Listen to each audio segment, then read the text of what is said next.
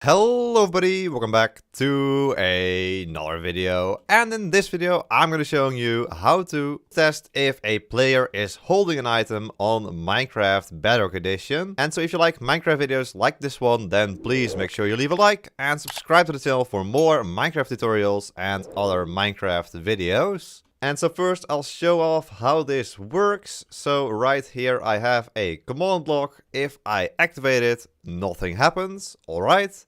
But if I'm holding this diamond sword and then activate the button, there we go, I know you're holding a diamond sword.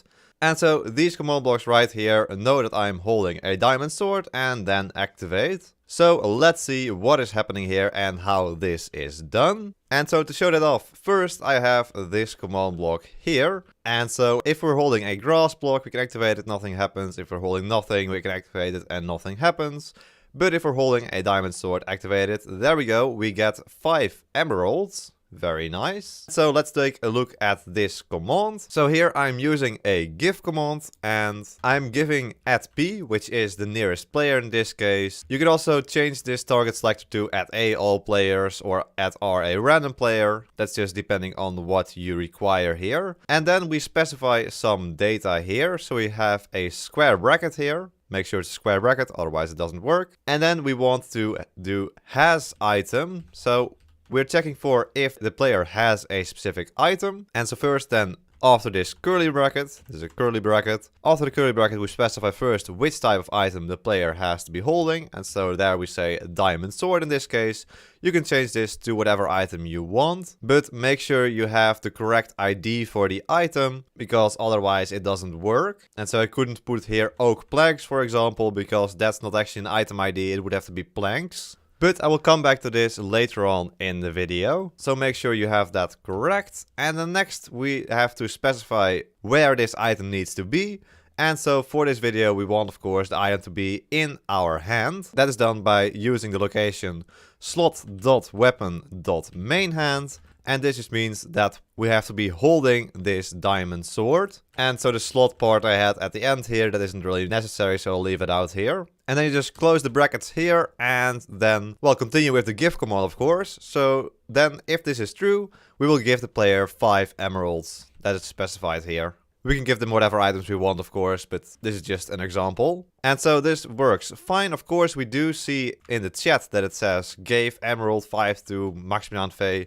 That's not really nice, of course, so we can remove that by using the game rule. Command block output false, like that. And if you type that in and then press this button again, we will see it still says you have been given 5 emeralds, but it doesn't say the output of the command block. So that's a little bit less clutter in your chat at least. And it's nice to know that you have been given 5 emeralds, of course. And if you want to know how to test for items in a player's hand on Minecraft Java Edition, I've already made a video on that. Link to it will be in the top right of your screen. And so of course the give command is not the only thing you can do with this. You can also, for example, teleport the player somewhere. So let's say you are making a map and you only want the player to progress if they're holding a certain item. And so here in this case, if the player is holding a diamond sword and presses this button, they get teleported into, for example, the next room. In this case, just 10 blocks above the command block. So we can press it with any item we want, holding it in our hand, nothing happens. But once we hold the diamond sword in our hand and press the button,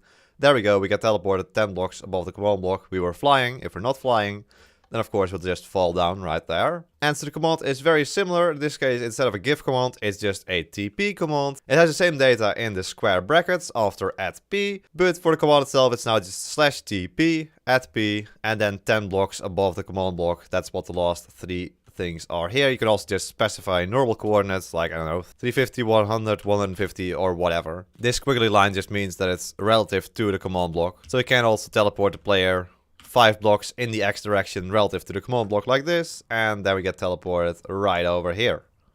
And then of course the command block that I showed you at the start of the video that has the beautiful title command you also saw in the thumbnail. There are these 2 command blocks over here. And so instead of the TP or give command, they are using the title command. And so I have made a video on how to use the title command in Bedrock Edition. Link to it will be in the top right of your screen, so you can check that out if you want more information on the title command. But again, we just specify that the player has a diamond sword in their main hand. And then for a subtitle, we just put in you are holding a diamond sword. And the second command up here is really similar. It just is the title with I know in red here, of course, because we specified that here. And so this button will activate both command blocks, of course. And so if we're holding the diamond sword, then there we go. We get I know you're holding a diamond sword. And so especially here, it's very nice you don't get the command block output in your chat, because that obstructs the view of the title command. But alright, what else can we do with this? That is in this command block, because not only can you check if the player is just holding an item,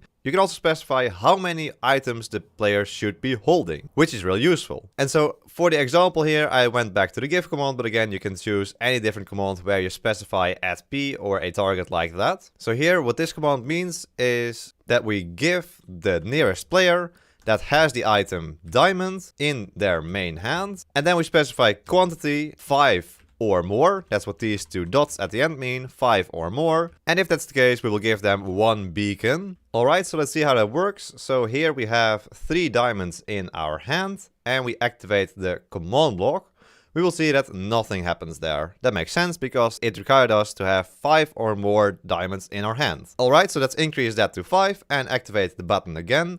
And there we go, we get a beacon. And so we can give ourselves a couple more diamonds in our hand. And because we specified it could be 5 or more, it will still give us a beacon even if we're holding 10 there. And of course, if you require the player to just have exactly 5 items, you just remove the 2 dots here at the end, exit out, and now if we try it again with 10 diamonds in our hand, we will see we will not get another beacon. Only if we're holding exactly 5 diamonds will we get another beacon. And you can also specify if you, for example, want the player to have an amount of diamonds between 5 and let's say 7. That's done like this. So just put in 5.7. Then it will activate if the player has 5, 6 or 7 diamonds in their inventory. And so there's lots of freedom here you can use. And using this quantity, we can also check if the player is not holding that specific item. Because if we set this to 0, this means that the command will only activate if we're not holding diamonds at all. So currently I'm holding 5 diamonds, I try to activate the command, I get no more beacons. Let's say I'm just holding 1 diamond, maybe that works. No, still no beacons, and once I switch away from the diamond and press the button,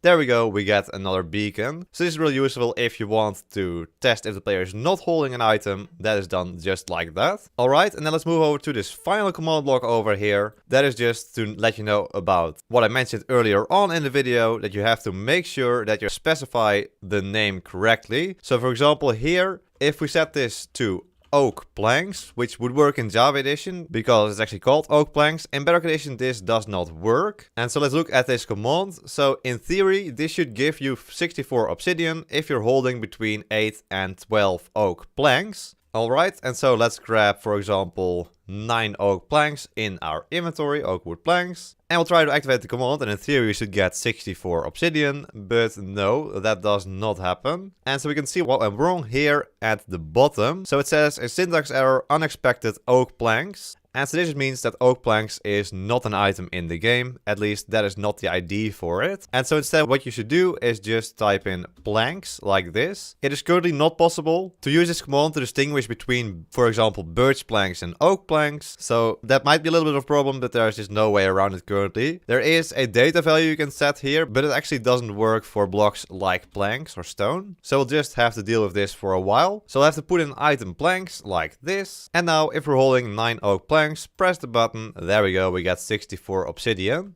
But for example, if we're holding birch planks, this command will still give us 64 obsidian. If we're not holding any planks, of course, it will not work. But here we sadly can't distinguish between oak planks and birchwood planks. And so a good way to actually check the ID of a block is using the give command in your chat like this. So /give, just yourself.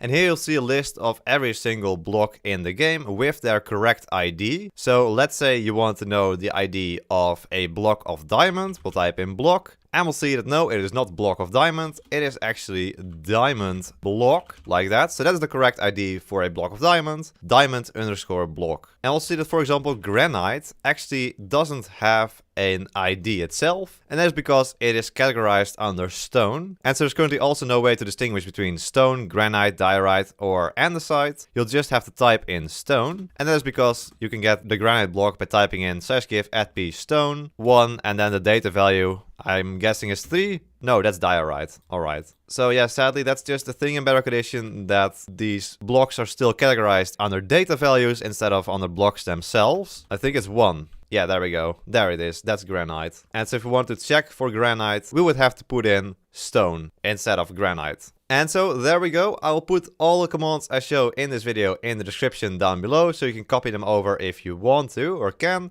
and otherwise just type them over from the video as you saw them appearing. I hope you can figure it out now, and if you have any more questions, leave them in the comments down below, and either I or other people will try to help you out. And so if you liked this video, then please make sure you leave a like and subscribe to the channel for more Minecraft tutorials like this one. I want to thank my tier 3 members, the Spikelaar and March. Thank you so much for becoming tier 3 members. If you also want to become a member, click the blue join button below the video to check out the different tiers. But there we go. I hope you all enjoyed this video, and I hope to see you all in the next one. So until then, bye bye!